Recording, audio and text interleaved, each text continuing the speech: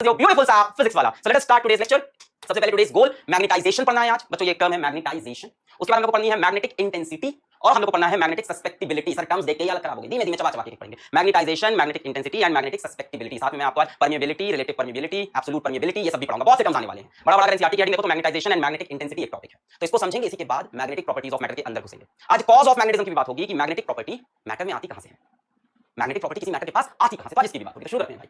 सबसे पहले आप देखते हैं कि मैग्नेटिज्म का बर्थ कैसे हुआ मटेरियल्स के अंदर। अर्थ मैग्नेटिज्म देखा हमने पिछले लेक्चर में, उसका हमने रीजन देखा कि भाई कोर में क्या होगा, हॉट मोल्टेन लिक्विड होगा जिसके अंदर क्या होंगे, चार्ज पार्टिकल्स होंगे जो अर्थ के साथ रोटेट कर रहे होंगे, उससे एक करंट लूप बनेगा, करंट लूप से मैग्नेटिक फील्ड बनेगी। आज हम बात करेंगे बच्चों मटेरियल्स के अंदर मैग्नेटिज्म की प्रॉपर्टी कैसे आती है। ठीक, आज we all know that matter is made up of atoms. True, okay, matter atom से बना है, छोटे छोटे, यानी जो भी कहानी है वो एटॉमिक लेवल पे होगी। अच्छा, दूसरी बात, when electron revolves around the nucleus of an atom it constitutes a current loop. Electron nucleus के अगल बगल चक्कर काटेगा, इलेक्ट्रॉन ऐसे घूमेगा तो करंट का डायरेक्शन शायद इसके अपोजिट डायरेक्शन में हो जाएगा। होगा कि नहीं होगा, पता नहीं होगा कि नहीं होगा, बताओ भाई। इलेक्ट्रॉन जब रिवॉल्व करेगा न्यूक्लियस के अगल बगल, इलेक्ट्रॉन जब रिवॉल्व करेगा न्यूक्लियस के अगल बगल, तो हमारे पास एक करंट कैरिंग लूप हो जाएगा which is the current is opposite to the direction of motion of electron। ठीक है, अब जो करंट कैरिंग लूप है तो क्या बन जाएगी, मैग्नेटिक फील्ड बन जाएगी। यहाँ पे मैग्नेटिक मोमेंट दिखेगा। एक current carrying loop behave as a magnetic dipole. देखते हैं this current loop behave as a magnetic dipole. बच्चों ये जो करंट लूप है, ये जो एटम के अंदर इलेक्ट्रॉन घूम रहा है, एटम के अंदर जो इलेक्ट्रॉन घूम रहा है, ये क्या बन गया, क्या बन गया, ये डाइपोल बन गया। भाई इलेक्ट्रॉन घूमेगा तो करंट बनेगा, और करंट कैरिंग लूप कैसे बिहेव करेगा, मैग्नेटिक डाइपोल की तरह। बच्चों क्योंकि ये एटम के अंदर डाइपोल बना है, इसका नाम रख देते हैं एटॉमिक डाइपोल। कैसे बनेगा डाइपोल, जरा देखें। इलेक्ट्रॉन इस तरह से जा रहे हैं तो करंट इनके अपोजिट डायरेक्शन में ऐसे ले लेंगे हम। इलेक्ट्रॉन इस तरफ है तो करंट इसके अपोजिट डायरेक्शन में हो गया। अब इसका मैग्नेटिक मोमेंट कैसे निकलेगा बच्चों, डायरेक्शन कैसे निकलेगा इससे, भाई ये मैग्नेटिक डाइपोल है कि नहीं, current loop is the current loop, this current loop behave as a magnetic dipole. अच्छा बच्चों, इसके डाइपोल मोमेंट का डायरेक्शन कैसे निकालोगे, कैसे, फिंगर्स को कर्ल करेंगे करंट के डायरेक्शन में, ये आया डाइपोल मोमेंट का डायरेक्शन। फिंगर्स को कर्ल किया करंट डायरेक्शन में, ये आया डाइपोल मोमेंट का डायरेक्शन। एक ये बच्चों बन गया एटॉमिक डाइपोल।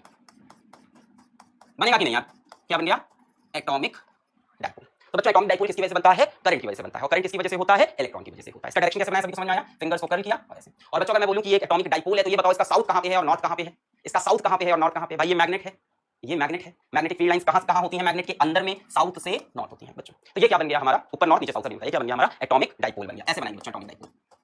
बच्चों आज के लेक्चर में हम एटम्स को गोल गोल बनाने की जगह एटम्स को हम ऐसे रिप्रेजेंट करेंगे, क्योंकि आज हमको एटम का कौन सा एस्पेक्ट देखना है, मैग्नेटिक एस्पेक्ट। बच्चों what is this, this is atomic dipole.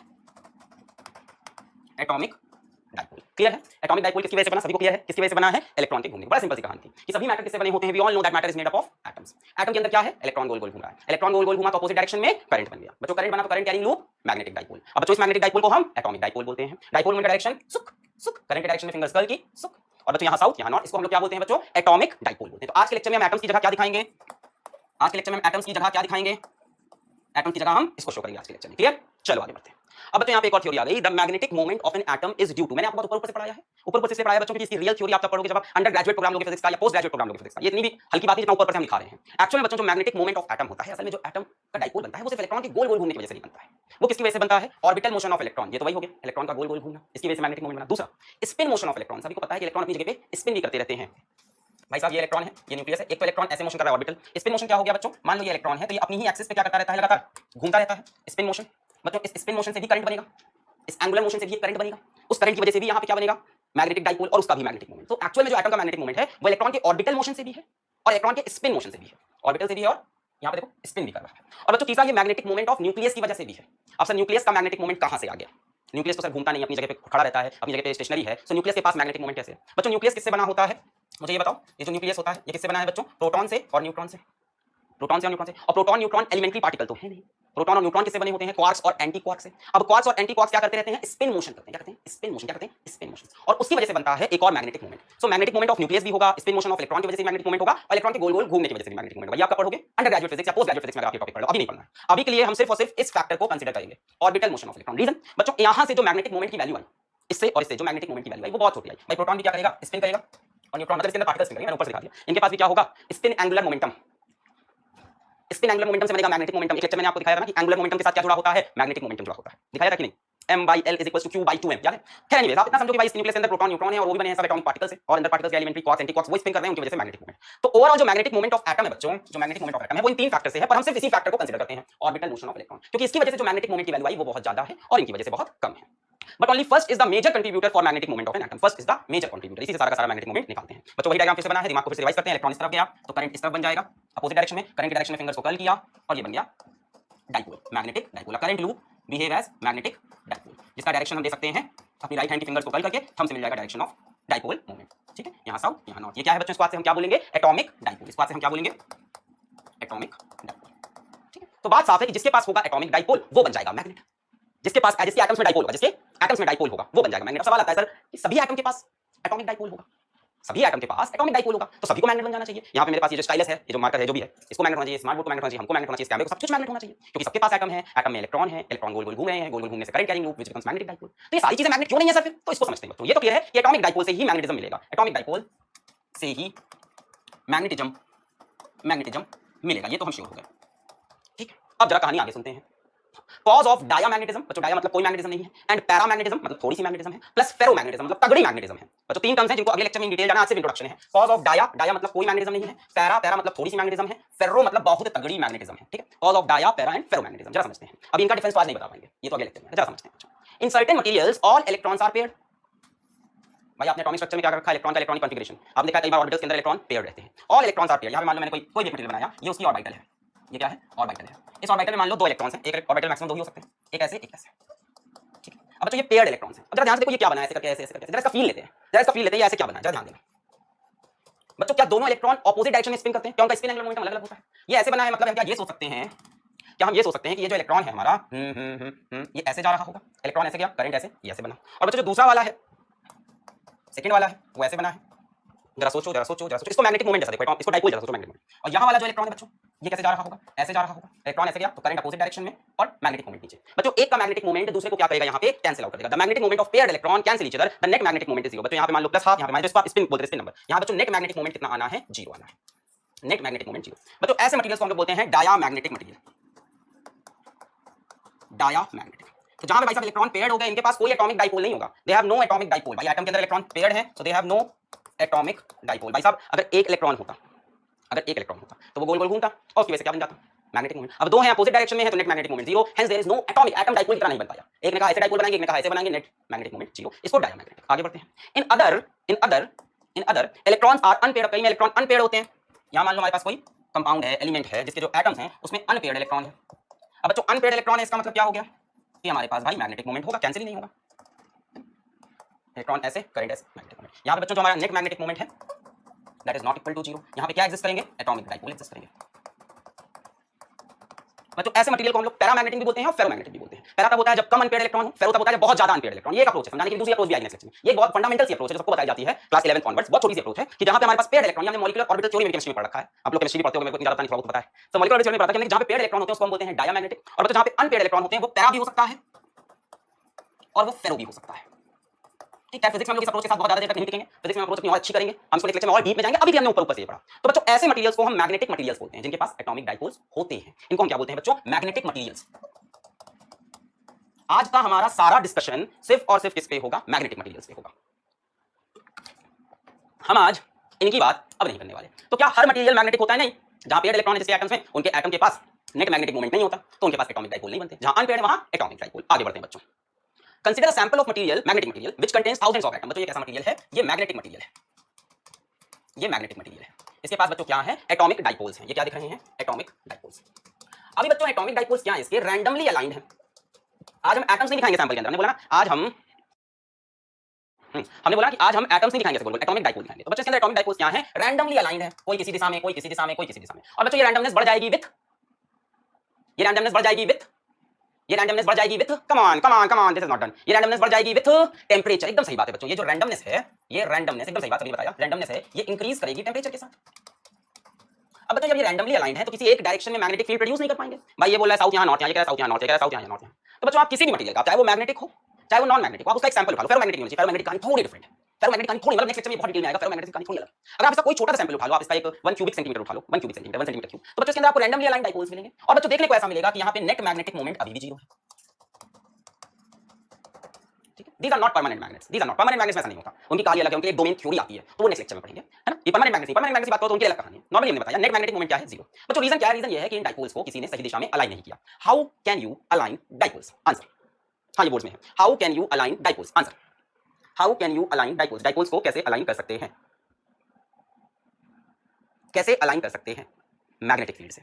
बच्चों अगर आप मैग्नेटिक फील्ड लगा दो तो क्या होगा, सभी डाइपोल पे क्या एक्ट करेगा, टॉर्क एक्ट करेगा। अगर आप यहाँ पे एक मैग्नेटिक फील्ड लगा दो तो सभी डाइपोल पे क्या लगने लगता है, टॉर्क। और वो टॉर्क बच्चों क्या, उसका सबसे मेन पर्पस क्या होता है, to align the dipole in the direction of magnetic field. Torque का पर्पस क्या होता है, to align the dipole in the direction of magnetic field. ऐसा क्यों, क्योंकि मैग्नेटिक फील्ड के डायरेक्शन में आने पर जो पोटेंशियल एनर्जी होती है वो मिनिमम हो जाती है।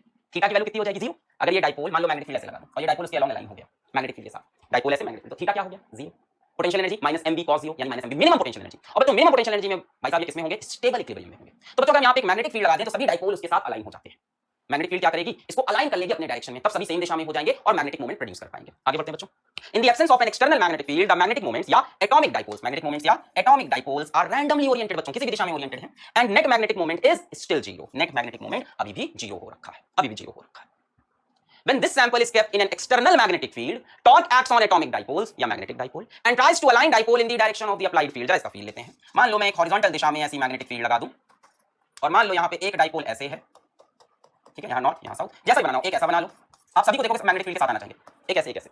बच्चों अगर मैं ऊपर वाले की बात करूं इसकी, तो इस पे फोर्स इधर लगेगी, इस पे फोर्स इधर लगेगी, यस और नो, सुक, देखो लाइन हो गया। इसकी बात करें बच्चों तो नॉर्थ पे फोर्स लगती है in the direction of magnetic field, south पे opposite to the magnetic field, सुक, ये भी लाइन हो गया। सो बच्चों एक्सटर्नल मैग्नेटिक फील्ड क्या करेगी, इन डाइपोल्स को देखो नॉर्थ पे इधर लगी, साउथ पे अपोजिट, नॉर्थ पे इधर, सुक सुक, इसको भी इधर लाइन, इसको भी इधर लाइन, क्या कर देगी, अलाइन कर देगी in its own direction. When this sample is kept in an external magnetic field, torque act करेगा बच्चों इस पे on atomic dipole and tries to align dipole in the direction of applied field, क्योंकि direction of applied field में क्या होता है, stable equilibrium होता है, ये हो जाएगा बच्चों। अगर हमारी अप्लाइड मैग्नेटिक फील्ड कुछ यूं है, अगर हमारी अप्लाइड मैग्नेटिक फील्ड कुछ यूं है तो बच्चों सारे डाइपोल्स उसके साथ अलाइन हो जाएंगे। बच्चों इस केस में आप चाहो तो ये भी समझ सकते हो कि इस केस में ये रहा डाइपोल एम वेक्टर और ये रहा मेरा बी वेक्टर, है कि नहीं बच्चों। M vector B vector same दिशा में, थीटा की वैल्यू 0 हो गई, यू हो गया माइनस एम बी कॉस 0 यानी यू की वैल्यू माइनस एम बी आ गई। और बच्चों ये वैल्यू कैसी हो गई, मिनिमम हो गई। पोटेंशियल एनर्जी मिनिमम का मतलब हम कहां पहुंच गए हैं, स्टेबल इक्विलिब्रियम में पहुंच गए। क्लियर एकदम, कहां पहुंच गए, स्टेबल। भाई ये इस दिशा में आया, टॉर्क लगा, सुक सुक, ऐसे अलाइन हो गया। एम और बी सेम डायरेक्शन में, थीटा हो गया 0, potential energy minus M B cos 0, minimum potential energy stable.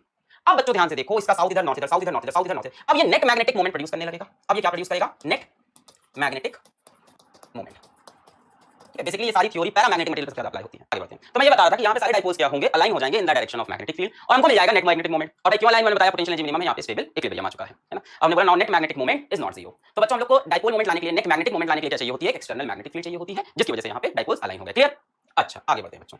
अब बात आई the alignment of magnetic dipole is more at strong external magnetic field. बच्चों जितनी स्ट्रॉन्ग एक्सटर्नल मैग्नेटिक फील्ड लगाओगे, जितनी स्ट्रॉन्ग एक्सटर्नल मैग्नेटिक फील्ड लगाओगे, अब एक्चुअली एच मैग्नेटिक फील्ड नहीं होती है, मैग्नेटाइजिंग फील्ड की इंटेंसिटी होती है, अभी समझेंगे सॉरी। जितनी स्ट्रॉन्ग आप एक्सटर्नल मैग्नेटिक फील्ड लगाओगे उतने ज्यादा आपके डाइपोल्स अलाइन होंगे। ठीक है। दूसरा लो टेम्परेचर, बच्चों टेम्परेचर आप जितना कम रखोगे अलाइनमेंट उतना ज्यादा होगा। ठीक है, ठीक है। अच्छा आगे बढ़ते हैं यहाँ से। ये बात क्लियर होगी, जितनी ज्यादा स्ट्रॉन्ग मैग्नेटिक फील्ड उतना ज्यादा अलाइनमेंट और जितना कम टेम्परेचर उतना ज्यादा अलाइनमेंट। भाई ये समझ में आ गया ना, जितनी ज्यादा स्ट्रॉन्ग मैग्नेटिक फील्ड उतना ज्यादा अलाइनमेंट। क्यों भाई ऐसा क्यों हो रहा है, टॉर्क की वैल्यू क्या होती है, एम बी साइन थीटा। आप देखो ध्यान से, torque is directly proportional to applied magnetic field. जितनी ज्यादा मैग्नेटिक फील्ड होगी उतना ज्यादा टॉर्क होगा। क्लियर। चलो अब आ गए हम लोग नए टर्म पे बच्चों। अब लेक्चर स्टार्ट हुआ है काफी देर बाद, मैग्नेटाइजेशन, ये हमें पढ़ना था बच्चों। एक नया टर्म है magnetization, denoted by vector I, scalar नहीं, वेक्टर आई मैग्नेटाइजेशन। क्या होता है बच्चों मैग्नेटाइजेशन, मान लो ये सारे डाइपोल्स अलाइन हो गए हैं। अब इसके पास कुछ नेट मैग्नेटिक मोमेंट आ गया होगा, मान लेते हैं इसके पास मैग्नेटिक मोमेंट आ चुका है, मैग्नेटिक मोमेंट आ चुका है कैपिटल एम। और बच्चों ये जो सैंपल हमें मिला है, मान लेते हैं इस सैंपल का वॉल्यूम है capital V.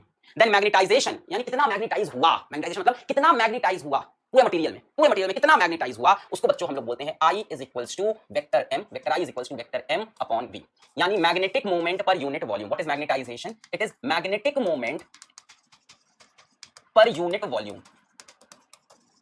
It is magnetic moment per unit volume. Clear, per unit volume, कि यूनिट वॉल्यूम में कितना मैग्नेटिक मोमेंट है। I vector is equals to m vector upon volume. मतलब मैं आपसे यूनिट्स ऑफ I पूछूं, यूनिट्स ऑफ I निकाल सकते हैं आप, क्या हो जाएगा भाई, ऊपर m की यूनिट, मैग्नेटिक मोमेंट की क्या यूनिट होती है, सभी को पता है मैग्नेटिक मोमेंट की क्या वैल्यू होती है, क्या यूनिट होती है, मैग्नेटिक मोमेंट की क्या यूनिट होती है,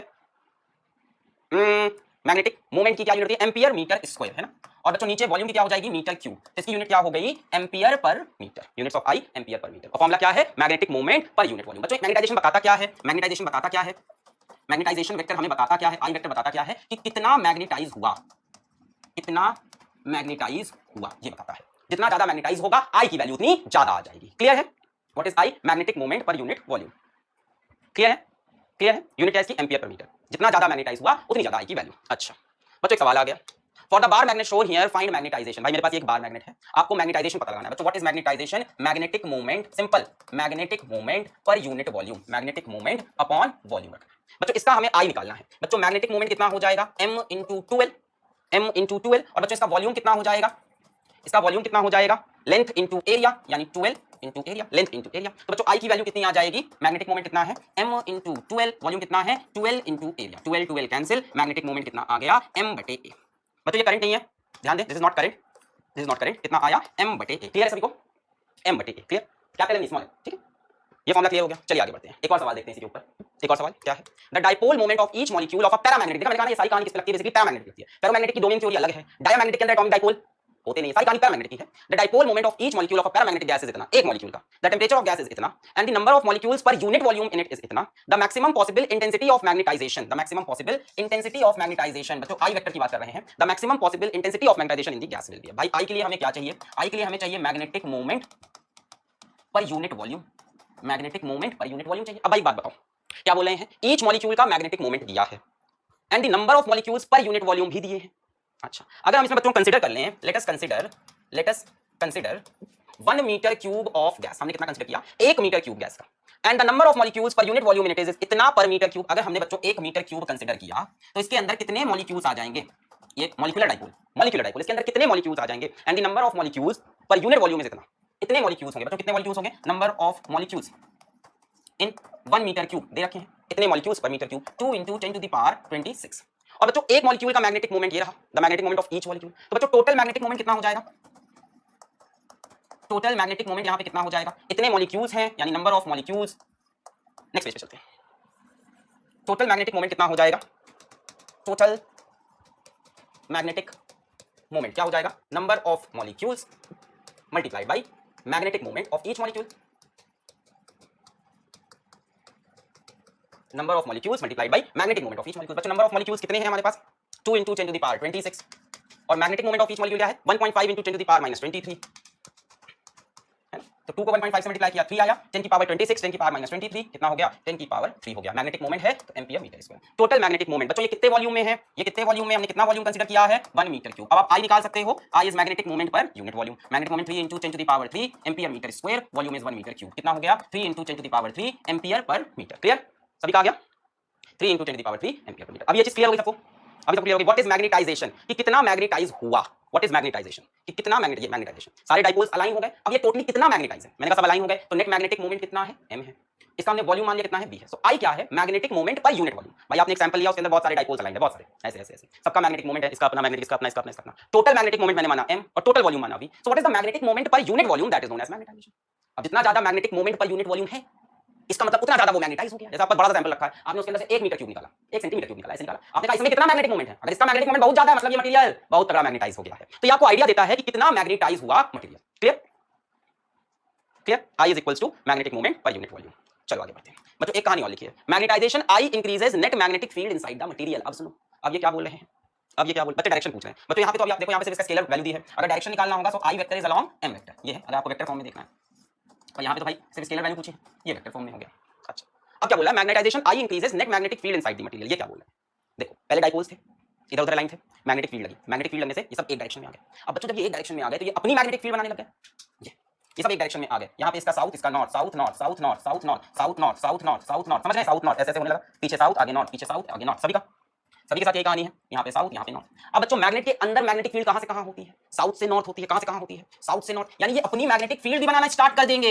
एक बार मैग्नेटाइज हो गया तो ये अंदर अपनी मैग्नेटिक फील्ड बनाना, भाई बात सुनो, इनको बाहर की मैग्नेटिक फील्ड ने मैग्नेटाइज किया, इनको बाहर की मैग्नेटिक फील्ड ने अलाइन किया, मैग्नेटिक फील्ड लगी बाहर से, सारे टॉर्क लग के सारे डाइपोल्स अलाइन हो गए, सारे डाइपोल्स अलाइन हो गए, और जब ये अलाइन हो गए तो ये अपनी मैग्नेटिक फील्ड बनाने लगे, साउथ से नॉर्थ, साउथ से नॉर्थ, साउथ से नॉर्थ, साउथ से नॉर्थ।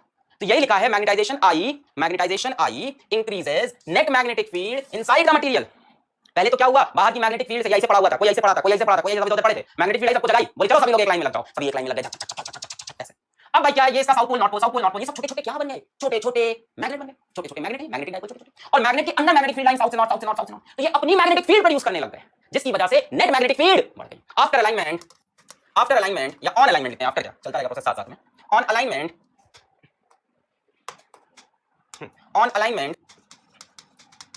द मैग्नेटिक डाइपोल्स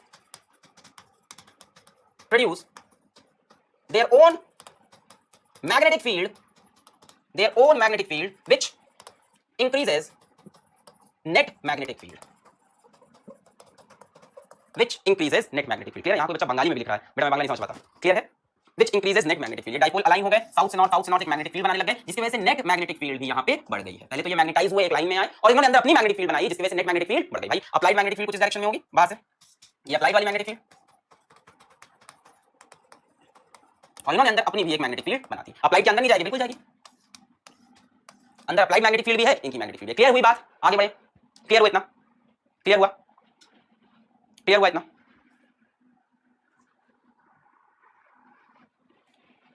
चलो आगे बढ़ते हैं फिर। अब आया नया टर्म मैग्नेटिक इंटेंसिटी और मैग्नेटाइजिंग फील्ड। एक और टर्म आ गया मैग्नेटिक इंटेंसिटी और मैग्नेटाइजिंग फील्ड। पहले क्या था? मैग्नेटाइजेशन। मैग्नेटाइजेशन बताता है कि कितना मैग्नेटाइज हुआ, मैग्नेटाइजेशन बताता है कितना डाइपोल्स अलाइन हुए, कितने डाइपोल ऐसे हो गए, magnetic moment per unit volume, कितना मैग्नेटाइज हुआ। अब आ गया मैग्नेटिक इंटेंसिटी या मैग्नेटाइजिंग फील्ड। अब ये क्या है जरा समझते हैं। कंसीडर, देखो इसके लिए एग्जांपल लेना पड़ता है। Consider a solenoid carrying a current I and a soft iron core placed in it. यहां पे हमारे पास एक सोलेनॉइड है बच्चों, करंट कैरिंग सोलेनॉइड। इसमें मान लो कोई करंट फ्लो कर रहा है, कितना करंट बता रहे हैं ये? आई करंट फ्लो कर रहा है। मान लेते हैं इसमें आई करंट फ्लो कर रहा है, ठीक है ना? चलो भाई बहुत बढ़िया, आई करंट फ्लो कर रहा है। अब बच्चों इसके साथ अंदर एक आयरन कोर भी रख दिया है, एक आयरन कोर भी रख दिया। सुनो जरा ध्यान से, बात इंपॉर्टेंट आने वाली। अभी तक क्या पढ़ा था कि मटेरियल के अंदर डाइपोल्स अलाइन होते हैं, मैग्नेटिक मोमेंट बनता है, उसको हम मैग्नेटाइजेशन बोलते हैं कि कितना मैग्नेटाइज हुआ ये मटेरियल। अब सुनो, अगर मैं आपसे पूछूं कि यहां पे जो नेट मैग्नेटिक फील्ड है, the net magnetic field, the net magnetic field here is due to two factors, is due to two factors. यहां पे जो नेट मैग्नेटिक फील्ड बन रही है उसको मैं बी नेट बोल दूं, वो दो फैक्टर्स की वजह से है। कौन कौन से? पहला एक्सटर्नल फैक्टर, एक्सटर्नल फैक्टर। यहां पे जो नेट मैग्नेटिक फील्ड बनी है दो फैक्टर से। पहला इस करंट की वजह से, पहला तो भाई इस करंट की वजह से, पहला तो इस करंट की वजह से। सोलेनॉइड में करंट दौड़ाओगे mu naught N I, solenoid में करंट दौड़ाओगे मैग्नेटिक फील्ड बनेगी म्यू नॉट एन आई। तो एक तो इसकी वजह से एक्सटर्नल फैक्टर, मतलब जो बाहर से करंट लगाया, external factor due to current, due to current. External factor की वजह से जो मैग्नेटिक फील्ड बनी, जैसे यहां पे करंट की वजह से बच्चों, इसी को हम लोग बोलते हैं magnetic intensity, magnetic intensity H, या उसी का नाम रखा है मैग्नेटाइजिंग फील्ड, क्योंकि ये मैग्नेटाइज कर रही है। भाई साहब करंट ऐसे जा रहा, मैग्नेटिक फील्ड ऐसे बन रही, करंट ऐसे जा रहा, मैग्नेटिक फील्ड ऐसे, करंट ऐसे जा रहा। अब ये जो मैग्नेटिक फील्ड बनी, करंट ऐसे जा रहा, मैग्नेटिक फील्ड ऐसे, करंट ऐसे, मैग्नेटिक फील्ड ऐसे, करंट ऐसे, ये मैग्नेटिक फील्ड। अब ये जो मैग्नेटिक फील्ड बनी, ये मटेरियल के अंदर डाइपोल्स को अलाइन कर देगी। ये करंट की वजह से जो मैग्नेटिक फील्ड बनी, ये मटेरियल के अंदर डाइपोल्स को अलाइन कर देगी। और डाइपोल्स अगर अलाइन हो गए तो वो अपनी मैग्नेटिक फील्ड प्रोड्यूस करने लगेंगे। अभी आपने देखा साउथ से नॉर्थ, साउथ से नॉर्थ, साउथ से नॉर्थ। तो दूसरा जो फैक्टर है बच्चों वो है इंटरनल फैक्टर्स। इंटरनल फैक्टर ये किसकी वजह से है? Due to magnetization inside material, due to magnetization inside material. अब बात समझ में आई क्या? अब बात समझ में आई क्या? बात समझ में आई क्या? क्या बोला मैंने? बात समझ में आई क्या?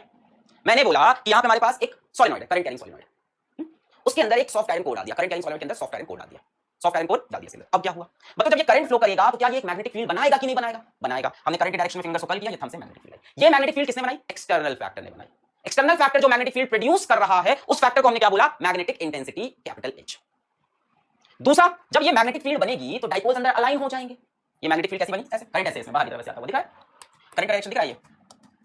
अब ये जब करंट की वजह से मैग्नेटिक फील्ड ऐसे बनी तो डाइपोल्स इधर अलाइन होंगे, और जैसे ही डाइपोल्स अलाइन होंगे वो अपनी मैग्नेटिक फील्ड बनाएंगे। इसको हमने बोला internal factor due to magnetization inside material, capital I. मैं बोल रहा हूं the net magnetic field here is due to two factors. ये बात क्लियर होना जरूरी है। बताओ अभी क्लियर हुई? बताओ अभी क्लियर हुई? अभी क्लियर हुई? दो बातें हैं। हाँ एच वेक्टर, एकदम सही बात, एच वेक्टर है। दो बातें यहां पे, दो बातें। मैंने कहा कि भाई साहब मेरे पास क्या है? करंट कैरिंग सोलेनॉइड, उसके अंदर क्या डाला? सॉफ्ट आयरन कोर डाला। नेक्स्ट पेज पे आ जाओ, फिर समझते हैं। हमारे पास क्या है? करंट कैरिंग सोलेनॉइड, इसमें करंट मान लो ऐसे ऐसे ऐसे ऐसे ऐसे ऐसे ऐसे फ्लो कर रहा है, ये करंट है इसमें, ठीक है? ठीक है ना? अभी सुनो आराम से। अच्छा मैंने कहा भैया यहाँ पे जो द नेट मैग्नेटिक फील्ड होगी, द नेट मैग्नेटिक फील्ड यानी बी नेट जो होगी, यहाँ पे is due to two factors, is due to two factors. पहला फैक्टर मैंने बोला एक्सटर्नल फैक्टर। एक्सटर्नल फैक्टर क्या है? Current carrying solenoid, current carrying solenoid. भाई म्यू नॉट एन आई बनाएगा कि नहीं है मैग्नेटिक फील्ड। अब जो एक्सटर्नल फैक्टर है इसको हम लोग बोलते हैं magnetic intensity, magnetic intensity. External factor का नाम रखा मैग्नेटिक इंटेंसिटी, वेक्टर एक्स से रिप्रेजेंट किया, या इसी का नाम रखा है मैग्नेटाइजिंग फील्ड, मैग्नेटाइजिंग फील्ड भी बोल सकते हैं। अब सुनो मैग्नेटाइजिंग फील्ड क्यों? भाई फील्ड है, ऐसे ही रखा गया नाम, नाम के पीछे रीजन है। मैग्नेटाइजिंग फील्ड है ना, मैग्नेटाइजिंग फील्ड, मैग्नेटाइजिंग फील्ड नाम सूट करता है इसको। कैसे? भाई करंट फ्लो करेगा, करंट के डायरेक्शन में अपनी फिंगर्स को कर्ल करो, जितनी बार पढ़ो उतना मजा आएगा इसमें। करंट के डायरेक्शन में फिंगर्स को कर्ल करो, करंट ऐसे बाहर आ रहा है, ठीक है? सभी को करंट दिख रहा है क्या? सभी को करंट दिखाई पड़ रहा है? करंट के डायरेक्शन में फिंगर्स को कर्ल करो मेरे साथ, चलो। करंट डायरेक्शन में फिंगर्स को कर्ल किया, मैग्नेटिक करंट नहीं बच्चों, एक फैक्टर है, एक नया टर्म है, डिफाइन किया गया है। करंट नहीं है बच्चों, ये एक नया टर्म है बच्चों। इसकी यूनिट आप देखो, यूनिट जो है इसकी, unit of H is ampere per metre. जो आई की यूनिट थी वही यूनिट, नया टर्म है। ना ही ये मैग्नेटिक फील्ड है, ना ही ये करंट है, एक नया टर्म है, डिफाइन किया गया है, एक नया टर्म है ये। अब देखो वापस आओ, हमने बोला कि भाई एक्सटर्नल फैक्टर की वजह से मैग्नेटिक फील्ड बनी, वो एच मैग्नेटिक फील्ड नहीं है, मैग्नेटाइजिंग फील्ड है। मैग्नेटिक फील्ड, मैग्नेटाइजिंग फील्ड एक फैक्टर है जिसकी वजह से मैग्नेटिक फील्ड बनेगी। एच खुद मैग्नेटिक फील्ड नहीं है। और अगर मुझे पता है पहली बार समझ में और ज्यादा मैं बड़ा दूंगा तुमको समझ में आएगा। एच मैग्नेटिक फील्ड नहीं है, मैग्नेटाइजिंग फील्ड है, ये अपनी वजह से एक मैग्नेटिक फील्ड प्रोड्यूस करेगा। अच्छा, अब देखो हमने करंट डायरेक्शन में फिंगर्स कल की, ये बनी मैग्नेटिक फील्ड, ये बनी मैग्नेटिक फील्ड, ये बनी मैग्नेटिक फील्ड। अब बच्चों जैसे ही ये मैग्नेटिक फील्ड बनेगी, इसके अंदर के डाइपोल्स अलाइन होने लगेंगे। भाई साहब जैसे ही मैग्नेटिक फील्ड फॉर्म हुई, जैसे ही मैग्नेटिक फील्ड फॉर्म हुई, यहां डाइपोल्स का अलाइनमेंट स्टार्ट हो गया। डाइपोल्स अलाइन होने लगे किस डायरेक्शन में? इन द डायरेक्शन ऑफ, ऐसे, इन the direction of magnetic field. अब जब ये डाइपोल्स अलाइन हो जाएंगे तो ये भी एक मैग्नेटिक फील्ड बनाएंगे, साउथ से नॉर्थ, साउथ से नॉर्थ, मेरे ख्याल से इसी डायरेक्शन में। तो इसको हमने बोला second internal factors. Internal factor, internal factor क्या है? इंटरनल फैक्टर क्या है? Alignment of dipoles, alignment of dipoles, ये भी एक मैग्नेटिक फील्ड बनाएंगे। और इस फैक्टर को हम कैसे रिप्रेजेंट करते हैं? मैग्नेटाइजेशन से, कि कितना मैग्नेटाइज हुआ। अब दोनों की मीनिंग समझ में आएगी। मैग्नेटाइज इसने किया और ये मैग्नेटाइज हुआ। मैग्नेटाइज किसने किया? करंट ने। और उसकी वजह से मैग्नेटाइज कौन हुआ? अंदर सॉफ्ट आयरन कोर। पर मैग्नेटिक फील्ड तो दोनों ने बना दी। ये मैग्नेटाइज करते वक्त एक मैग्नेटिक फील्ड बनाई, और जब कोर मैग्नेटाइज हो गई तो उसकी भी एक मैग्नेटिक फील्ड बनी। अब समझ में आया? अब समझ में आया? अब समझ में आया? अभी क्लियर हुआ है? हाँ, मतलब एच के बिना काम नहीं चलेगा। एकदम सही बात है, एच के बिना काम नहीं चलेगा। एच ही मेन है। एच आएगा तो आई आएगा, वरना आई भी नहीं रहेगा। एच है तो आई है। क्लियर है? ये करंट कैरिंग की वजह से एच बना, मैग्नेटाइजिंग फील्ड। मैग्नेटाइजिंग फील्ड से कौन मैग्नेटाइज हुआ? अंदर रखा आयरन कोर। आयरन कोर जैसे ही मैग्नेटाइज हुआ उसकी भी क्या बन गई? Magnetic field. आयरन कोर जैसे ही मैग्नेटाइज हुआ उसकी भी क्या बन गई? Magnetic field. यानी जो नेट मैग्नेटिक फील्ड है वो बाहर वाले फैक्टर की वजह से भी है, इस करंट में से, और अंदर जो डाइपोल्स अलाइन हुए हैं उसकी वजह से भी है। तो बच्चों जो नेट मैग्नेटिक फील्ड है it is proportional to H plus I, दोनों को, H plus I, H plus I, दोनों को। एच मैग्नेटिक फील्ड बना रहा है, एच मैग्नेटिक फील्ड नहीं है, not magnetic field, magnetic field बना रहा है, और उस मैग्नेटिक फील्ड में आते ही डाइपोल अलाइन हो गए। डाइपोल अलाइन होने के बाद वो भी अपनी मैग्नेटिक फील्ड बना रहे हैं, which is proportional to I. Clear? b net is proportional to h plus i। बच्चों इसको हमने जब कांस्टेंट लगाया तो हमने देखा b net is equals to mu naught h plus i। ये नेट मैग्नेटिक फील्ड है किसी मैग्नेटिक मटेरियल के अंदर, mu naught h plus i, mu naught h plus i, mu naught h plus i, mu naught h plus i। Clear? Example से ही तो बताया, क्या एग्जांपल से बताओ, सबसे तगड़ा एग्जांपल यही तो था, यही तो एक एग्जांपल है भाई। एग्जांपल से ही तो बताया कि यहां पे दो कंपोनेंट हो गए, एक करंट कैरिंग वायर हो गया, एक उसके अंदर सोलेनॉइड हो गया, सॉरी बार मैग्नेट हो गया। करंट कैरिंग वायर क्या बनाएगा? मैग्नेटिक फील्ड, और उस मैग्नेटिक फील्ड में बार मैग्नेट के डाइपोल्स अलाइन हो गए। जैसे ही अलाइन हो गए वो भी क्या बनाएंगे? Magnetic field. तो बच्चों जो नेट मैग्नेटिक फील्ड होगी वो एच की वजह से भी है और अंदर बनने वाले डाइपोल्स की वजह से भी है। क्लियर? क्लियर? चलो अब आया नया टर्म, मैग्नेटिक सस्पेक्टिबिलिटी। ये आसान है, ये आसान है, ये आसान है। The magnetization of a material is influenced by external factor. बोलो यस और no. The magnetization of a material, कितना मैग्नेटाइज होगा, जो आई वेक्टर है, द मैग्नेटाइजेशन ऑफ मटेरियल जो आई वेक्टर है, is influenced by external factor, H factor से। H जितना ज्यादा होगा आई भी उतना ज्यादा होगा, यही बात है। Stronger the magnetizing field H, more is the magnetization I. तो बच्चों इसको हमने बोला कि भाई जितना ज्यादा आप एच लगाओगे, खेल तो यही है ना, हाँ, आप जितना ज्यादा करंट दौड़ाओगे, इन शॉर्ट आप जितना ज्यादा भाई साहब करंट दौड़ाओगे उतना ज्यादा एच होगा। अब बच्चों जितना ज्यादा एच होगा, एच जितना ज्यादा होगा उतना ज्यादा अंदर डाइपोल्स अलाइन होंगे, उतना ज्यादा अलाइनमेंट ऑफ डाइपोल्स होगा। एच क्या है?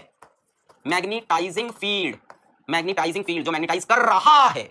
अब जितना ज्यादा एच होगा उतने ज्यादा डाइपोल्स अलाइन होंगे, और जितने ज्यादा डाइपोल्स अलाइन होंगे उतनी ज्यादा वो अपनी मैग्नेटिक फील्ड बनाएंगे, यानी उतना ज्यादा आपका आई होगा, उतना ज्यादा मैग्नेटिक मोमेंट होगा, है ना। एच जितना ज्यादा अलाइनमेंट ऑफ डाइपोल्स उतना ज्यादा मैग्नेटिक मोमेंट उतना ज्यादा, यानी कि मैग्नेटाइजेशन उतना ज्यादा, आई भी उतना ज्यादा। यानी हम कह सकते हैं बच्चों हमारे पास जो आई है वो डायरेक्टली प्रोपोर्शनल टू एच है, जो आई है वो डायरेक्टली प्रोपोर्शनल टू एच है। इसको हमने प्रोपोर्शनलिटी हटाई, कांस्टेंट लगाया, लगा जीटा। क्या लगा? जीटा। क्या लगा? जीटा। क्या नाम है इसका?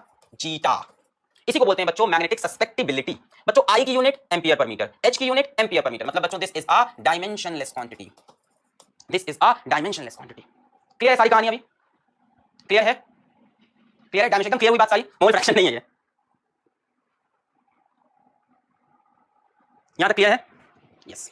आगे बढ़ते हैं। I is equal to zeta H. बच्चों बहुत सिंपल है, मैं एक बार आखिरी बार रिपीट कर रहा हूं, सभी लोग ध्यान से सुने कमेंट को छोड़ के। मेरे पास एक करंट कैरिंग सोलेनॉइड है और उसके अंदर मैंने एक बार मैग्नेट डाल दिया। अब मैंने कहा कि नेट मैग्नेटिक फील्ड अंदर कितनी है। अब मैंने कहा कि नेट मैग्नेटिक फील्ड अंदर कितनी है। करंट कैरिंग सोलेनॉइड के अंदर एक बार मैग्नेट डाल दिया। अब मैंने पूछा नेट मैग्नेटिक फील्ड कितनी है। ये करंट कैरिंग सोलेनॉइड क्या मैग्नेटिक फील्ड बनाएगा? यस, बिल्कुल बनाएगा। एक तो ये मैग्नेटिक फील्ड हो गई जो करंट कैरिंग सोलेनॉइड ने बनाई।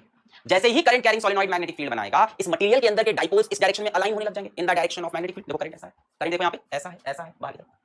डाइपोल्स अलाइन होने स्टार्ट हुए। जब डाइपोल्स इधर अलाइन हो गए तो इन्होंने भी तो अपनी मैग्नेटिक फील्ड बनाई। डाइपोल मतलब क्या? मैग्नेट्स, सभी मैग्नेट एक डायरेक्शन में, तो इन्होंने भी एक मैग्नेटिक फील्ड बनाई। तो दो मैग्नेटिक फील्ड हो गई ना। एक तो इस करंट ने बनाई और इस करंट की वजह से इनका जो अलाइनमेंट हुआ उसने भी एक बनाई। ये करंट क्या है? मैग्नेटाइजिंग फील्ड का रोल प्ले कर रहा है, एक्सटर्नल फैक्टर मैग्नेटाइजिंग फील्ड, कि हम अंदर वाले बार को मैग्नेटाइज कर देंगे साहब, मैग्नेटाइजिंग फील्ड। इसको हमने बोला एच वेक्टर। ये मैग्नेटिक फील्ड नहीं है, मैग्नेटिक फील्ड प्रोड्यूस करेगा, एच वेक्टर। यूनिट क्या है? Ampere per metre. डिफाइन किया गया एक नया वेक्टर, एक्सटर्नल फैक्टर जो मैग्नेटाइज करेगा। अब एच ने जब मैग्नेटाइज कर दिया, किसको? एच क्या है? मैग्नेटाइजिंग फील्ड, मैग्नेटाइज कर दिया एक्सटर्नल फैक्टर ने। किसको? इस बार मैग्नेट को, सॉरी इस आयरन को मैग्नेटाइज कर दिया। तो इसके अंदर देखो डाइपोल्स अलाइन हो गए। अब बच्चों डाइपोल्स अलाइन होते ही अपनी मैग्नेटिक फील्ड बनाएंगे, ये अपनी मैग्नेटिक फील्ड। ये जो मैग्नेटिक फील्ड बन रही है ये किसकी वजह से बन रही है? Due to magnetization. तो मैंने कहा जो नेट मैग्नेटिक फील्ड है वो इसकी वजह से भी बन रही है, इसकी वजह से भी। So net magnetic field is proportional to H plus I। उसकी वजह से भी बनी और इसकी वजह से भी, करंट की वजह से भी बनी और डाइपोल्स की वजह से। फिर मैंने कहा net magnetic field is equals to proportionality का constant mu naught H plus I। Clear हुआ? अभी क्लियर हुआ है एकदम। और दूसरी बात मैंने क्या बताई कि जितनी ज्यादा मैग्नेटाइजिंग फील्ड लगाओगे उतना ज्यादा मैग्नेटाइजेशन होगा। जितना ज्यादा करंट करोगे, यहां पे सोचो, या नंबर ऑफ टर्न्स बढ़ा के भी काम बन जाएगा। जितना नंबर ऑफ टर्न्स करते हैं, जितना करंट करते हैं, उतना ज्यादा मैग्नेटाइजिंग फील्ड, और जितनी ज्यादा मैग्नेटाइजिंग फील्ड उतना ज्यादा डाइपोल्स अलाइन, उतना ज्यादा मैग्नेटाइजेशन। तो यही बात मैंने यहां बताई मैग्नेटिक सस्पेक्टिबिलिटी में। द मैग्नेटाइजेशन, मैग्नेटाइजेशन मतलब अलाइनमेंट, मैग्नेटाइजेशन मतलब alignment of a material is influenced by external factor. Stronger the magnetizing field, more is magnetization. ज्यादा मैग्नेटाइजिंग फील्ड, ज्यादा डाइपोल्स का अलाइनमेंट, ज्यादा डाइपोल्स का अलाइनमेंट मतलब ज्यादा मैग्नेटिक मूवमेंट, यानी ज्यादा मैग्नेटाइजेशन। यानी ये मैग्नेटाइजिंग फील्ड जितनी ज्यादा होगी, अंदर मैग्नेटाइजेशन उतना ज्यादा होगा। I is directly proportional to H। फिर हमने लिखा I is equals to zeta H, directly proportional है। जितनी ज्यादा मैग्नेटाइजिंग फील्ड लगाएंगे उतना ज्यादा अंदर मैग्नेटाइज होगा। ये मैग्नेटाइजिंग फील्ड है और ये मैग्नेटाइजेशन है। ये एक्सटर्नल फैक्टर और ये internal factor, and I is directly proportional to H। Clear? I is equals to zeta H। Clear? अब आगे बढ़े, H बढ़ेगा I बढ़ेगा, एकदम क्लियर बात। अब I की कहानी को थोड़ा और कॉम्प्लेक्स करते हैं। Absolute permeability, magnetic permeability and relative permeability, तीन परमेबिलिटी समझना है। इसको आराम से समझेंगे बच्चों, कोई दुविधा कोई दिक्कत नहीं होगी आपको, एकदम टेंशन नहीं। यहां मान लो मेरे पास एक सोलेनॉइड है और मान लेते हैं इसके अंदर एक कोर भी रखी है, solenoid with core, solenoid with core. मुझे बताओ बच्चों कि नेट मैग्नेटिक फील्ड कितनी होगी? नेट मैग्नेटिक फील्ड कितनी होगी बताएं? नेट मैग्नेटिक फील्ड कितनी होगी?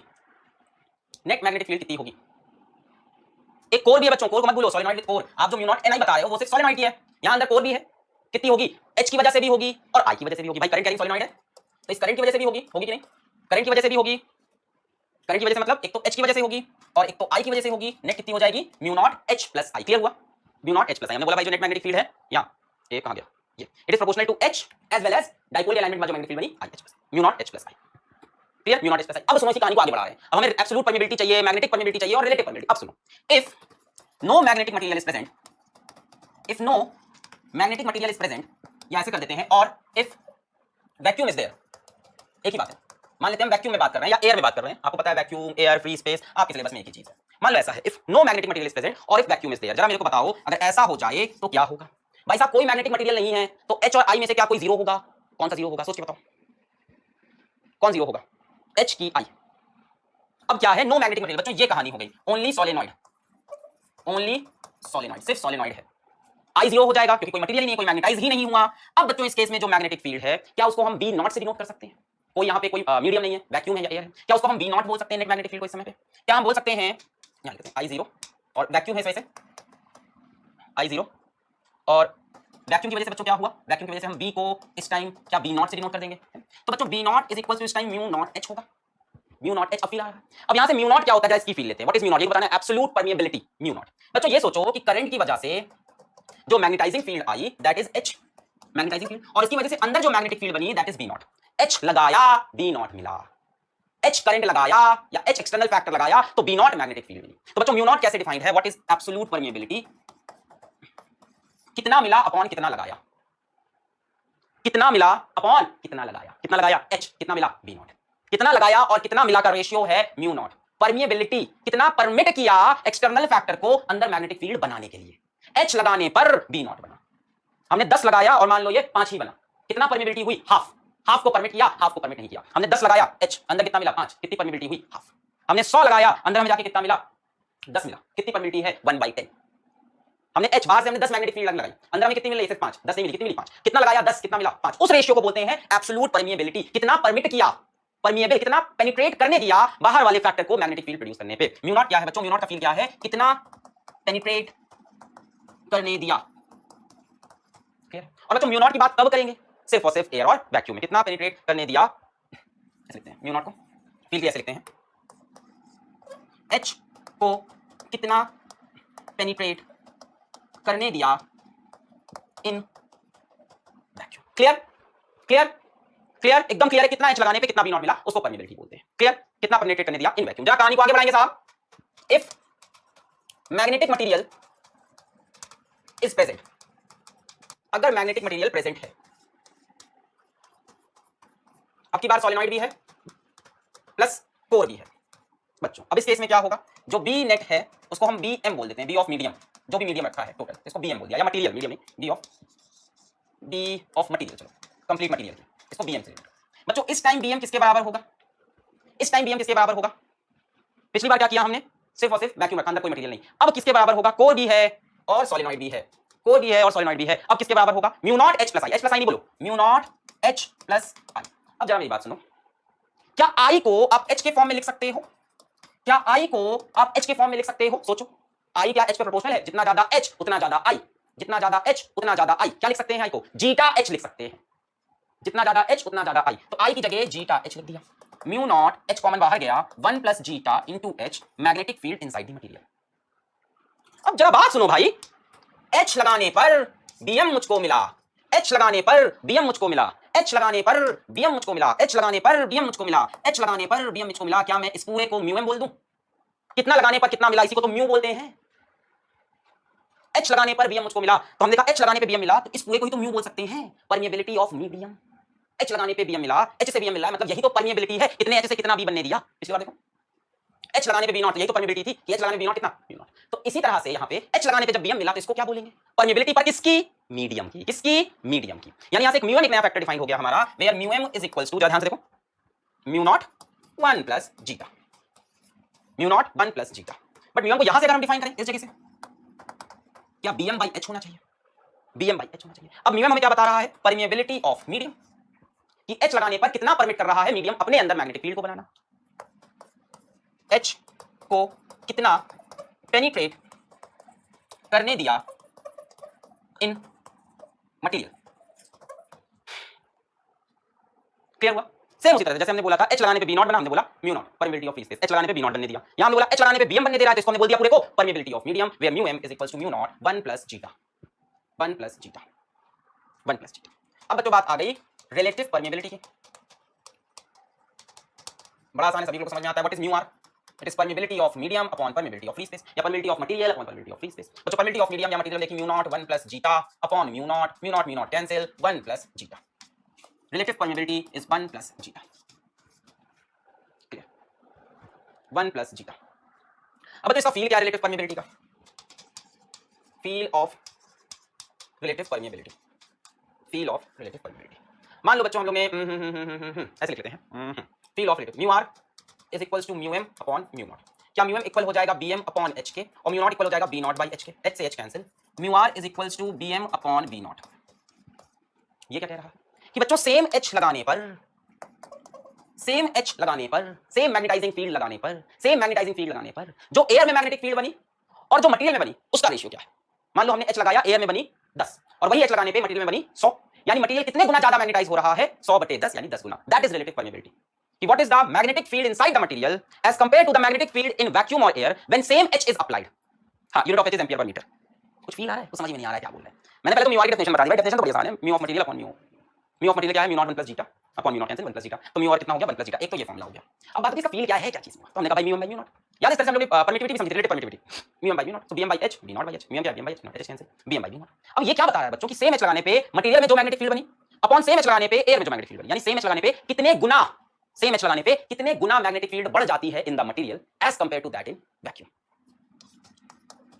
सेम एच पे कितने गुना, कितने टाइम्स बी बढ़ जाता है, बैक तो नहीं करोगे इसको, बी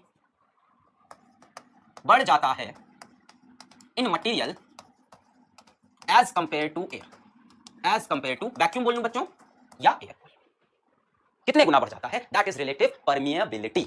फिर से एक बार परमिएबिलिटी कॉन्सेप्ट को पढ़ते हैं, absolute permeability, magnetic permeability and relative permeability. मैंने पहले कहा कि एक सोलेनॉइड है, आयरन कोर है, मैंने कहा नेट मैग्नेटिक फील्ड, आपने कहा mu naught, external factor plus internal factor, magnetizing field plus magnetization. मैंने कहा नो मैग्नेटिक मटेरियल प्रेजेंट, भाई साहब यहां कोई मैग्नेटिक मटेरियल नहीं है अंदर, इफ वैक्यूम इज देयर, सिर्फ सोलेनॉइड है, कोई मटेरियल नहीं है। अब भाई कोई मटेरियल ही नहीं है तो कोई मैग्नेटाइज ही नहीं होगा, तो आई की वैल्यू 0 हो गई। और बी नेट को इस टाइम हम बी नॉट बोलते हैं क्योंकि सिर्फ एयर प्रेजेंट है, सिर्फ वैक्यूम में बी नॉट किसके इक्वल हो गया? Mu naught H. यहां से मैंने म्यू नॉट डिफाइन किया कि कितना एच लगाने पे कितना बी नॉट मिला, कितना एच लगाने पे कितना बी नॉट मिला, कितना एच लगाने पे कितना बी नॉट, किसमें? In vacuum. फिर मैंने बात की मटेरियल में, कि मटेरियल भी आ गया, सोलेनॉइड भी है और कोर भी है, ठीक है। अच्छा, अब इस टाइम बी नेट को मैंने बोल दिया बी ऑफ मटेरियल, बीएम बोल दिया, बीएम क्या हो गया? म्यू नॉट, एक्सटर्नल भी इंटरनल, भाई दोनों चीजें हैं। मैंने कहा क्या आई को जीटा के टर्म्स में एक्सप्रेस कर सकते हैं? हम लोग कर सकते हैं, हमने पढ़ा भाई जितना ज्यादा एच उतना ज्यादा आई, हमने आई को जीटा एच लिखा, एच को बाहर किया 1 प्लस जीटा। अब इतना एच लगाने पे इतना बीएम, इतना एच लगाने पे इतना बीएम, यानी ये क्या है? परमिएबिलिटी, कितना परमिट कर रही है, कितना अलाउ कर रही है एच को बी बनाने के लिए, एच को पेनिट्रेट करने के लिए। तो ये पूरा हो गया परमिएबिलिटी ऑफ मीडियम। और इसको क्या बोला मैंने? म्यू नॉट 1 प्लस जीटा, या म्यू एम को और क्या बोल सकते हैं? BM by H. एच को कितना पेनिट्रेट करने दिया इन मटेरियल, क्लियर हुआ? अच्छा, फिर मैंने कहा रिलेटिव परमिएबिलिटी क्या है? अब ये क्या होती है? Relative mu M by mu naught, mu M की value mu naught 1 plus zeta, 1 plus zeta आ गई। मैंने कहा इसका फील क्या है? तो मैंने कहा mu R equals to mu M by mu naught, B M by H, B naught by H, B M by B naught. Same H पे कितने टाइम्स बी बढ़ जाता है in material as compare to vacuum. Vacuum में सिर्फ H है, सिर्फ उसकी वजह से मैग्नेटिक फील्ड, मटेरियल आने के बाद एच भी है और आई भी है तो उसकी वजह से मैग्नेटिक फील्ड। आया आया सर, अब बस कंफ्यूजन हो रहा है, सवाल लगाएंगे कंफ्यूजन खत्म हो जाएगा। Recap, magnetization I is equals to m by v, magnetic intensity या मैग्नेटाइजिंग फील्ड H, इसकी यूनिट भी ampere per metre, bm is equals to mu naught h plus I। चलो डिवाइस क्लियर हो जाएगा। मैग्नेटाइजेशन m by v होता है, magnetic moment per unit volume unit ampere per metre, magnetizing intensity या magnetizing field unit ampere per metre, bm is mu naught h plus I। I is equals to zeta times h, zeta क्या है? Susceptibility dimensionless, क्योंकि भाई ये भी ampere per metre ये भी ampere per metre, इसकी भी यूनिट क्या है? एम्पीयर पर मीटर, इसकी यूनिट क्या है? एम्पीयर मीटर, जीटा डायमेंशनलेस, जितना ज्यादा h उतना ज्यादा I। फिर आगे बढ़े, b naught is equals to mu naught h, भाई क्यों? जब आप वैक्यूम की बात किए तो I की वैल्यू कितनी हो गई? 0 हो गई। फिर bm is equals to mu m h, magnetic permeability, ये क्या था? Absolute permeability. फिर क्या है? Mu m is equals to mu naught 1 plus zeta, ये भी देखा हमने। फिर mu r is equals to 1 plus zeta या bm by b नॉट, ठीक है? Mu r is 1 plus zeta या bm by b नॉट, ये फॉर्मूला बच्चों आपको याद होना चाहिए। 1 plus zeta, I is equals to zeta h, जितना h उतना I, b is equals to mu naught h plus I and I is also equal to magnetic moment per unit volume. बाकी सब बच्चों अपने आप बन जाएंगे फॉर्मूले। चलिए एक दो सवाल करते हैं फिर आपको छोड़ देते हैं। आ जाओ। For a solenoid in air with n turns per unit length and current carrying current I, find magnetizing field H। आपको H की वैल्यू बतानी है, इसमें से कौन सी है? आपको H की वैल्यू बतानी है, बताएं बताएं। For a solenoid in air, बच्चों एयर में सोलेनॉइड है, आप वैक्यूम भी समझ सकते हो, n turns per unit length and current carrying I, find magnetizing field. अब बच्चों क्योंकि यहां पे वैक्यूम या एयर की बात कर रहे हैं, बच्चों यहां पे I कितना होगा? 0 होगा। I कितना होगा? 0 होगा। होगा कि नहीं होगा? बिल्कुल होगा। क्या बी नेट को मैं इस टाइम बी नॉट भी लिख सकता हूं? क्या बी नॉट की वैल्यू इस टाइम सिर्फ और सिर्फ म्यू नॉट h, और भाई I तो 0 हो गया है क्यों कोई मटेरियल नहीं है। B naught is equals to mu naught h हो जाएगा formula, B naught is equals to mu naught h। बच्चों करंट कैरिंग सॉलिनॉइड, इसमें करंट कितना है? I, number of turns per unit length n, तो बच्चों इसके अंदर मैग्नेटिक फील्ड कितनी होती थी? म्यू नॉट ni, पढ़ चुके हैं। वैक्यूम में रखा है current carrying solenoid, number of turns n, mu naught ni is equals to mu naught h, mu naught cancel, h is equals to ni। आया? म्यू नॉट ni नहीं होगा बच्चों, मैंने बोला ना h मैग्नेटाइजिंग फील्ड है, मैग्नेटिक फील्ड नहीं है। h मैग्नेटाइजिंग फील्ड है, मैग्नेटिक फील्ड नहीं है। कई लोग ये लिख रहे हैं। मैंने कहा वैक्यूम या एयर की बात की है, solenoid with turns per unit length and carrying current I कहां पे है? In air, in air. जैसे ही बच्चों हमसे इन एयर बोला वैसे ही हमने कहा I की वैल्यू 0, और बच्चों एयर की बात है तो हम बी नेट को बी नॉट भी बोल सकते हैं एयर में। B naught is equals to mu naught h plus I, I तो 0 हो गया, म्यू नॉट h बचा, simple. B naught is equals to mu naught h। अब करंट कैरिंग सोलेनॉइड जिसमें करंट I है, नंबर ऑफ टर्न्स n है, उसका B naught कितना होता है? Mu naught ni, mu naught ni is equals to mu naught h, mu naught cancel, h is equals to ni। Clear? Clear? ये clear? तुमको जो चाहिए ले लो। कह रहा है सर प्लीज अब छुट्टी चाहिए। अब मैं कहां से छुट्टी दूं? मेरे पास कोई छुट्टी नहीं है। छुट्टी मांगे? छुट्टी भी नहीं है। आगे बढ़ाएं, चलो। हाँ भाई, the magnetic induction and magnetising field in a sample of magnetic material are, सुनो ध्यान से। द मैग्नेटिक इंडक्शन, ये टॉपिक होता है थोड़ा बहुत, मैंने पहले बताया था, बच्चे छोड़ जाते हैं सब, यहीं से 4-5 नंबर कटते हैं। एंड मैग्नेटाइजिंग फील्ड, जरा नाम सुनो बच्चों, मैग्नेटिक इंडक्शन, ये शायद मैंने आपको पिछले लेक्चर में याद दिलाया था। क्या मैग्नेटिक इंडक्शन हम मैग्नेटिक फील्ड की स्ट्रेंथ को ही बोलते हैं, बी को, और क्या है मैग्नेटाइजिंग फील्ड, वो तो आपको पता है क्या होती है। मैग्नेटाइजिंग फील्ड तो सबको पता है क्या होता है, एच होता है। अच्छा बच्चों ध्यान देखो, in a sample of magnetic material, vacuum में नहीं है, in a sample of magnetic material मतलब बीएम की बात हो रही है। द मैग्नेटिक इंडक्शन यानी magnetic field and magnetising field यानी कि H in a sample are, बच्चों बीएम की वैल्यू कितनी है? 1 वेबर पर मीटर स्क्वायर। क्या बच्चों वेबर पर मीटर स्क्वायर ही टेस्ला होता है? इसको 1 टेस्ला बोल दिया। और एच, भाई क्वेश्चन लगाओ, फील आ जाएगा सारा कॉन्सेप्ट, जो भी कंफ्यूजन है। एच की वैल्यू कितनी है? 2 × 10⁻³ एम्पीयर पर मीटर। अभी पूरा सवाल सॉल्व करके पूरे फॉर्मूले भी याद हो जाएंगे और फिर कॉन्सेप्ट भी फील हो जाएगा। क्या बोला? The magnetic induction and magnetising field in a sample of magnetic material are, इतना एंड इतना। मैग्नेटिक इंडक्शन यानी मैग्नेटिक फील्ड इतनी है उस मटेरियल के अंदर, और जो मैग्नेटाइजिंग फील्ड है एक्सटर्नल फैक्टर वो इतना है। फाइंड ए मैग्नेटिक परमिएबिलिटी, शुरू किया जाए। A magnetic permeability, magnetic permeability. एक बात बताओ, जो बीएम है क्या वो म्यू एम इंटू एच के बराबर होगा? कितना एच लगाने पे कितना बी मिला मटेरियल का म्यू एम, बोलेंगे। अब यहां से म्यू एम की वैल्यू कितनी हो गई? सीधा सीधा बीएम बटे एच। बीएम कितना है? 1 टेस्ला, एच कितना है? 2 × 10⁻³ एम्पीयर पर मीटर। कितना हो गया बच्चों म्यू एम का वैल्यू? 1/2 × 10⁻³ यूनिट हो जाएगी टेस्ला मीटर पर एम्पीयर। 1/2 × 10⁻³, इसको 0.5 × 10⁻³ या 5 × 0.5 × 10⁻³ होगा 10⁻³ तो कितना हो गया? 0.5 × 10⁻³ टेस्ला मीटर पर एम्पीयर, या 5 × 10⁻⁴। क्लियर? क्लियर? क्या बोल रहे हो? वाई नॉट आई, बच्चों ये बीएम ले लिया मैंने सीधा सीधा, आई इसके अंदर रहा होगा, सीधा सीधा मैंने बीएम ले लिया। नहीं आया तो फिर से बताऊंगा, समझा के जाऊंगा। भाई बीएम एक बच्चा कह रहा है कि सर बीएम तो ये पढ़ाया है, म्यू नॉट एच प्लस आई, हमने कब मना किया? हमने यही पढ़ाया है, म्यू नॉट एच, कुछ गलत नहीं है, समझा के जाऊंगा, ऐसा कोई टेंशन थोड़ी ना। म्यू नॉट एच प्लस आई कितना होगा बच्चों? Zeta H. क्या आई जीटा एच होगा? होगा। बच्चों यहाँ से mu naught 1 plus zeta into H, कितना एच लगाने पे कितना बी मिला, इसी को तो बोलते हैं परमिएबिलिटी। अब क्लियर हुआ? अब क्लियर हुआ? अब क्लियर हुआ? तुम 4 बार निकाल के देखो, ऐसा ही आएगा। अब क्लियर हुआ? आप कह रहे थे यहाँ पे आई कहाँ गया? अरे भाई आई देखो अंदर था, आई का जीटा एच बना, फिर एच कॉमन हुआ, फिर इसी को तो हम म्यू एम बोलते हैं। हाँ आई था, गया नहीं है इसमें, आई है अंदर, छुप गया है, ये है। अब यहाँ से सीधा mu M is equals to dm by h, जिसकी वैल्यू कितनी आई है 0.5 into 10 to the power minus 3, या इसी को हम बोल सकते हैं 5 into 10 to the power minus 4 unit tesla metre per ampere. चलते हैं नेक्स्ट पार्ट में। पार्ट बी है relative permeability. Relative permeability mu R, ये तो आसान हो गया थोड़ा, mu M upon mu naught, simple. Relative mu M upon mu naught, mu M कितना है निकाल चुके हैं 5 into 10 to the power minus 4, mu naught कितना होता है 4 pi into 10 to the power minus 7, इसमें तो कोई डाउट नहीं है, म्यू नॉट की वैल्यू सबको पता है। अच्छा बच्चों म्यू आर की कोई यूनिट नहीं होगी, ऊपर भी परमिएबिलिटी नीचे भी परमिएबिलिटी, ये तो डायमेंशनलेस खुद भी होगा। So mu R is equals to 5 by 4 pi into 10 to the power minus 7, ऊपर गया 10 की पावर 3 माइनस 7 ऊपर जाके प्लस 7, बच्चों कितना हो जाएगा 5 एक 0 ले लेते हैं 50 into 10 to the power 2 upon 4 into 3.14, approx value निकालते हैं 50 upon 4 4 जा 16, 4 1 जा 4 1 5, 4 3 जा 12 into 10 to the power 2, बच्चों करीब करीब 12.5 मान लें, 12.5 2 जा 25 और 12.5 4 जा 50, अप्रॉक्स वैल्यू लेते हैं, approx 4 into 10 to the power 2, यानी अप्रॉक्स वैल्यू हो गई इसकी 400, एक्चुअल वैल्यू आएगी 397.6 है शायद, हाँ 397 एक्सैक्ट बात है, एग्जैक्ट वैल्यू निकालोगे 397.6, पर कैलकुलेशन को आसान रखने के लिए हमने बोला करीब करीब 400। एच और बी में डिफरेंस पूछा है बच्चा, बच्चों एच जो मैग्नेटाइजिंग फील्ड है, बी कितनी नेट मैग्नेटिक फील्ड बनी, एच एक्सटर्नल फैक्टर है कि हम कितनी मैग्नेटिक फील्ड बनाने चाहते हैं, उसका जो आंसर है वो बी है। क्लियर, म्यू आर करीब करीब 400। आगे पढ़ते हैं नेक्स्ट क्या है, मैग्नेटिक सस्पेक्टिबिलिटी, बच्चों जीटा पूछा है हमसे, जीटा पूछा है, सी हमसे जीटा पूछा है बच्चों, मैंने जीटा का सबसे आसान रिलेशन बताया है, mu R is equals to 1 plus zeta, इसको याद रखो, mu R is equals to 1 plus zeta, mu R कितना है 400, 1 प्लस जीटा, बच्चों जीटा की वैल्यू कितनी आ गई यहाँ पे 399। पार्ट डी अब क्लियर हो रहा है, part D intensity of magnetisation, intensity of magnetisation, बच्चों एम वेक्टर पूछा हमसे, intensity of magnetisation M vector, sorry very sorry I vector, intensity of magnetisation I कैसे निकालें, आई सोचो जरा, सोचो जरा सोचो कैसे निकालें, आई कैसे निकालें, क्या एच पता है हमें, क्या एच पता है हमें, देखें जरा, एच पता है, क्या जीटा भी पता चल गया है हमें, हो गया, I is equals to zeta times H, zeta कितना है बच्चों 399, एच कितना है 2 into 10 to the power 3, बच्चों इसको थोड़ी देर के लिए 400 मान लें करीब करीब, और कैलकुलेशन करते हैं 2 9 जा 18 1 गया 6 9 18 119 1 गया 2 6 7 798 into 10 to the power 3, यानी 7.98 into 10 to the power 5, और बच्चों आई की यूनिट क्या चिपका दोगे एम्पियर पर मीटर। अब आ रहा है, क्या गलत कर दिया, सही है, क्या गलत है इसमें, 2 9 18 2 9 19 2 6 7 8 क्लियर, एम्पियर पर मीटर। एक और सवाल करते हैं, ऐसे ही धीमे-धीमे दिमाग खुलता है जब आप सवाल लगाने लगते हो, आप सोचो सिर्फ फॉर्मूलेस पढ़ के सिर्फ कॉन्सेप्ट पढ़ के काम बन जाएगा, सवाल लगाओ। कई बच्चे मुझको बोलते हैं सर मैं बहुत पढ़ रहा हूं बट समझ में नहीं आ रहा, मतलब तुम सवाल नहीं लगा रहे हो, चोरी कर रहे हो, और बातें कर रहे हो, दुनिया भर में मोटिवेशन लेक्चर मिल जाए, कहीं से हैक्स मिल जाए पढ़ाई का, that is waste of what are the hacks to study physics. सीधा रास्ता ना बहुत कठिन होता है, इसलिए मैक्सिमम लोग इधर उधर से सोचते हैं कुछ यहाँ से शॉर्टकट मिल जाए, इधर से कोई इस गली में मुड़ गया, कोई उस गली में मुड़ गया, कोई कह रहा है हम नाले के ऊपर से तैर के चले जाएंगे, है ना, कोई कह रहा है हम यहाँ से बाइक पे शॉर्टकट ले लेंगे। सीधा रास्ता टफ होता है इसलिए इंसान छोड़ता है, सीधा रास्ता क्या है, पढ़ाई करो, सवाल लगाओ, सवाल लगाओ, सवाल लगाओ, सवालों के थ्रू फिजिक्स समझनी चाहिए। पहले आपने थ्योरी पढ़ी, आपने इसके फॉर्मूलेस पढ़े, सवाल लगाओ, अब वापस थ्योरी पढ़ना जो चमकेगा ना फिजिक्स, तब समझ में आएगा। अब वापस जाना थ्योरी पढ़ना, तुमको तुम्हें क्या लगता है कि हम यहाँ पे डायलॉग सोच के आते हैं कि यहाँ इसको ऐसे समझाएंगे, कुछ नहीं, कुछ नहीं, कोई डायलॉग नहीं सोचते इसको ऐसे, वो आपके दिमाग में इतना भर जाएगा ना सवाल करने के बाद, ढेर सारे सवाल और रिवीजन करने के बाद, कि आप अपने आप चीजें इमेजिन होने लगेंगी, दिखने लगेगा, फील आने लगेगा, बड़ा सवाल से भागते हो, प्रॉब्लम ये है। A solenoid of 500 specially this is for NEET students, बहुत आप लोग न्यूमेरिकल से भागते हो। असॉलिड मेरा कोई ऐसा नहीं है कि रेसिस्ट, और हमको क्या रेसिस्ट, हम तो टीचर हैं, जो चाहे बोल सकते हैं, बच्चे रेसिस्ट क्या है, नीट वालों को बोलते हैं, आप भाग रहे हो उससे, majority. A solenoid of 500 turns per metre, अच्छा एन की वैल्यू दे दी 500 टन्स पर मीटर, ठीक है, number of turns per unit length, is carrying a current of 3 ampere, ठीक है, its core is made of iron which has a relative permeability, mu R की value दे दी, determine the magnitudes of magnetic intensity, sorry determine the magnitude of magnetic intensity यानी H पूछा है, magnetization I पूछा है, and the magnetic field inside the core B M पूछा है, मैग्नेटिक इंटेंसिटी मैग्नेटाइजेशन बीएम, इतनी चीजें पता है। सबसे पहले एच निकालते हैं बच्चों, अभी अभी आपने सोलेनॉइड का एच निकाला था, एनआई आया था, अभी अभी आपने सोलेनॉइड का एच निकाला था, एनआई आया था, भाई एच कैसे निकालेंगे, हमने मान लिया कि यहाँ पे सोलेनॉइड इन एयर है या वैक्यूम है, इन एयर है या वैक्यूम है, ये रहा इन एयर या वैक्यूम, ये रहा सोलेनॉइड। बच्चों इसमें करंट कितना है, I number of turns per unit length N है।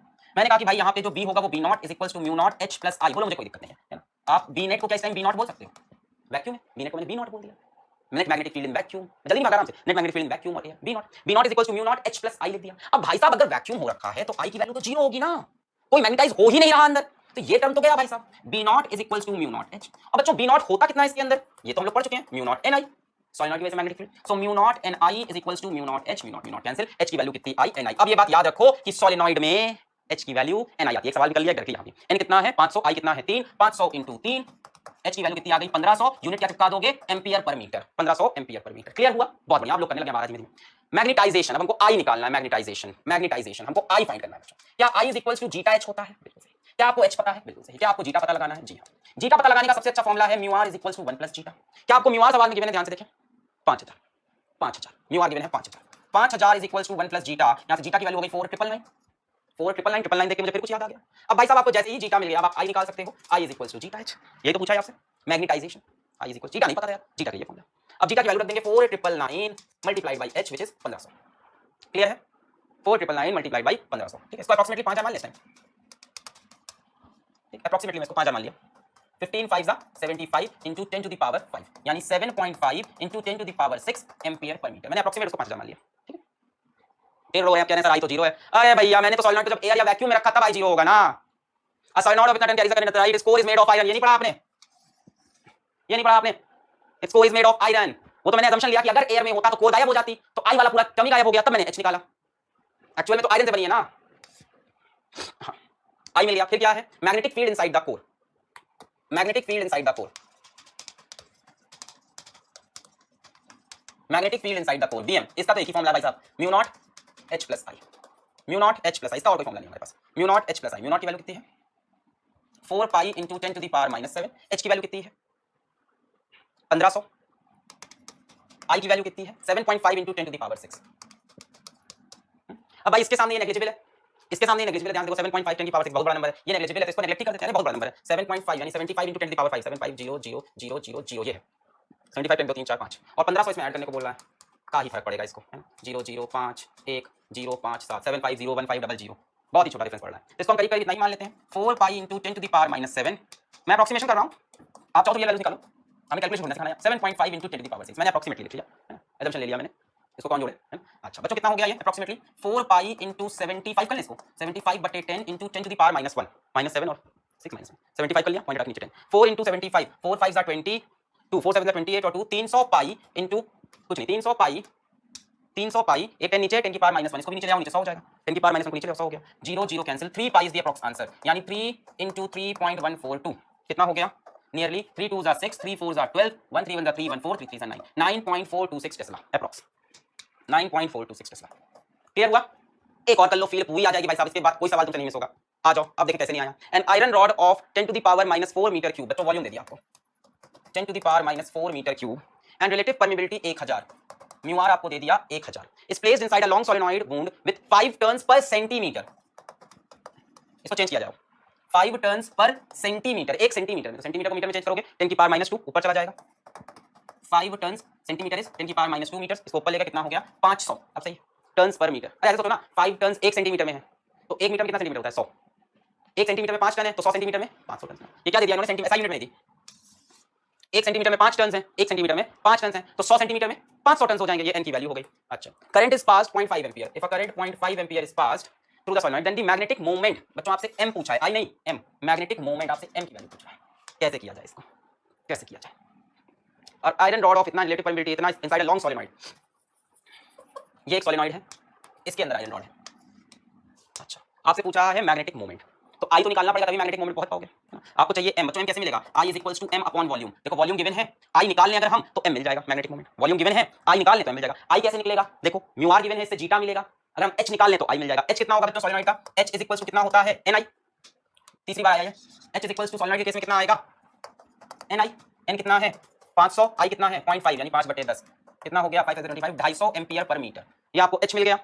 Mu R is equals to 1 plus zeta, mu R कितना है 1000 is equals to 1 plus zeta, zeta की वैल्यू देखो, oh my God what a zeta it is, what a zeta, oh my God 999, मेरा तो दिल आ गया, wow बच्चों this is real zeta. अब आपको जीटा मिल गया है तो आप आई निकाल सकते हो, I is equals to zeta H, zeta is 999, H is 250 है कि नहीं, एच कितना है 250, वैल्यूज दूर दूर एजम्पशन कर सकते हैं, एच है 250 तो बच्चों इसको 1000 ही मान ले करीब करीब इंटू 250 कितना हो गया 25 into 10 to the power 4, I मिल गया बच्चों, बस खत्म हो गया। I is equals to m by V, I कितना मिला है 25 into 10 to the power 4, m कितना है अपना नहीं पता, वॉल्यूम कितना दिया है 10 की पावर -4, 10 की पावर -4 इधर गया क्या बचा 25 आया।